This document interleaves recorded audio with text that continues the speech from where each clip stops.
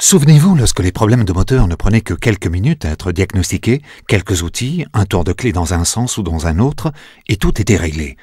Probablement pas, mais il y a 40 ou 50 ans, c'était presque aussi facile que cela.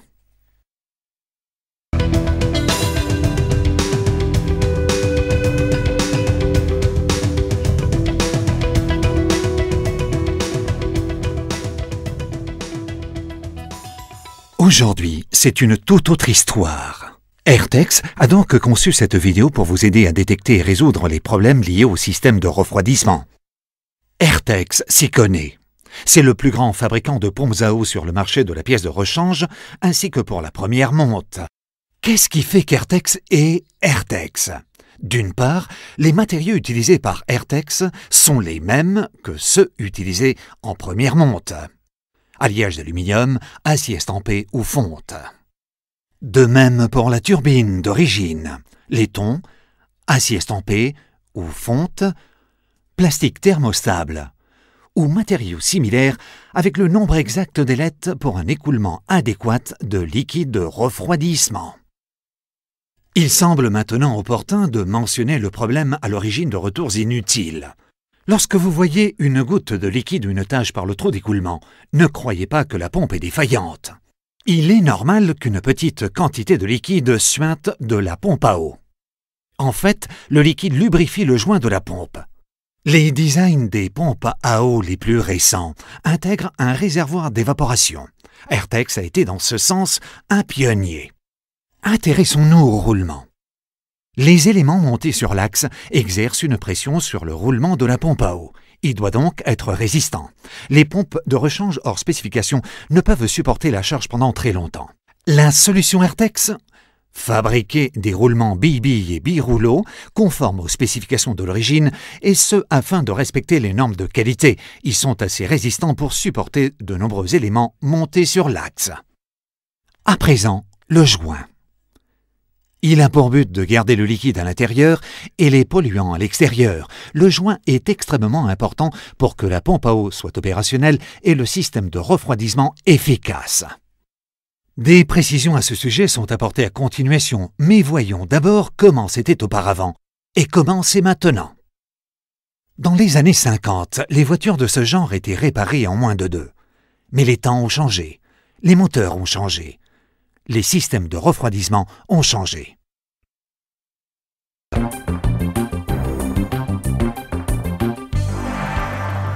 Aujourd'hui, les problèmes environnementaux exigent que les moteurs tournent à une température plus élevée afin de réduire les émissions d'échappement. Ils doivent donc tourner à la limite de la surchauffe et vous connaissez les problèmes que cela peut engendrer. Les systèmes de refroidissement sont devenus si avancés que les mécaniciens doivent pratiquement démonter tout le moteur pour changer la pompe à eau. Et cela représente beaucoup de travail. Par conséquent, il est prudent de diagnostiquer correctement le problème. Il est intéressant de constater que le système de refroidissement est à l'origine de plus de la moitié des pannes de moteur. Mais la pompe à eau n'est pas toujours responsable. Le fait est que 99% des problèmes du système de refroidissement peuvent être évités par un simple contrôle des composants aussi basiques que le bouchon du radiateur ou le liquide de refroidissement. Le problème peut avoir de multiples causes. Ces éléments peuvent être responsables de la panne: les durites, les courroies, le radiateur, le ventilateur, le thermostat, le bloc moteur, les culasses, les galets, le liquide de refroidissement. Ainsi, avant de démonter le moteur pour accéder à la pompe à eau, il faut procéder à un diagnostic de panne. Vérifiez d'abord les pannes les plus probables: fissures, usures, remplissage incorrect, sans oublier le principal coupable, les polluants. Le mot d'ordre est propre, propre, propre. Un contrôle pour se protéger contre le gel et la surchauffe ne vous dira rien sur la rouille, la calamine, la corrosion, la lubrification, l'électrolyse et des marques de cavitation qui peuvent apparaître et endommager le système de refroidissement. Regardez ce qui se passe lorsque les saletés présentes dans le système de refroidissement se développent. Des particules minuscules, certaines difficilement visibles à l'œil nu, engendrent des marques de cavitation. Cela n'est donc pas étonnant que la pompe à eau fuit. Je vais vous montrer autre chose. Impuretés, rouille, minéraux, calamine. Il se trouve que 2 mm seulement de dépôt comme ceci dans le radiateur de votre voiture peuvent réduire la dispersion de la chaleur de 40%. Et puis à ce point, la surchauffe n'est pas surprenante. Vos clients sont parfois leurs propres ennemis. Ils croient qu'en changeant l'antigel du radiateur tous les 2 ans, ils font ce qu'il faut pour maintenir leur système de refroidissement propre. Mais ils ne réalisent pas que le radiateur n'est qu'une partie du système de refroidissement et que l'antigel ne protège que faiblement contre l'accumulation de minéraux. Mais les origines de la pollution peuvent être autres: durite endommagée, bloc moteur et culasse. Voici le joint. Peut-être le composant le plus vulnérable dans l'ensemble de la pompe à eau. Ses performances peuvent être réduites par les éléments suivants: air, peu de liquide de refroidissement, particules polluantes, substances abrasives et autres facteurs. Une fois que le joint est endommagé, les problèmes commencent. Vérifiez le guide d'utilisation pour avoir un mélange de liquide correct.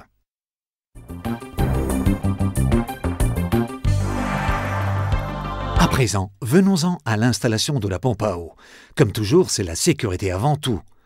Ne jamais enlever le bouchon de radiateur alors que le système est encore chaud. Ne jamais se tenir près ou dans l'alignement du ventilateur. Pour votre sécurité, le capot doit être fermé lors de la mise en route du moteur. À présent, pour l'installation, d'abord, purgez complètement le système de refroidissement avant de retirer l'ancienne pompe. S'assurer que le système complet est propre. Lorsque vous positionnerez le nouveau joint sur la pompe de rechange, vous utiliserez seulement une très légère épaisseur d'enduit que vous appliquerez soigneusement des 2 côtés. Juste assez pour maintenir le joint en place. Attention, un excès d'enduit peut endommager le joint. Positionnez la nouvelle pompe à eau, mais évitez les coups sur l'axe pour ne pas endommager le roulement. Une fois la pompe montée, tournez l'axe de la pompe à la main pour s'assurer qu'il tourne librement. Vérifiez et changez le thermostat et le bouchon de radiateur s'il déborde ou s'il fuit. Vérifiez et changez les durites et les courroies qui montrent des signes d'usure ou des défauts visibles. Reconnectez les durites, remplir le système de refroidissement du liquide recommandé dans le guide d'utilisation et contrôler les fuites. Vérifiez et changez tout ventilateur présentant des fissures, des coudes, des rivets desserrés, etc. Ne jamais redresser un ventilateur coudé. Si nécessaire, vérifiez et changez l'embrayage de ventilateur. S'assurer que la poulie ou l'embrayage s'ajuste exactement au moyeu de la pompe. Tournez le ventilateur à la main pour voir s'il ne tremble pas. Sur les moteurs dépourvus de galets automatiques, ajustez les courroies à la bonne tension. Se reporter au guide d'utilisation. Vérifiez le jeu en bout de pale du ventilateur. Inspectez et changez les supports de moteur si nécessaire. Puis, démarrer et faire tourner le moteur jusqu'à ce qu'il atteigne une température de service normale.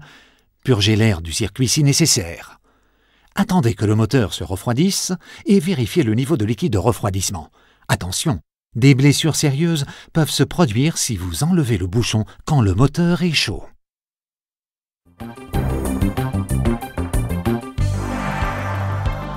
Finalement, s'assurer que la pompe à eau vient de chez Airtex.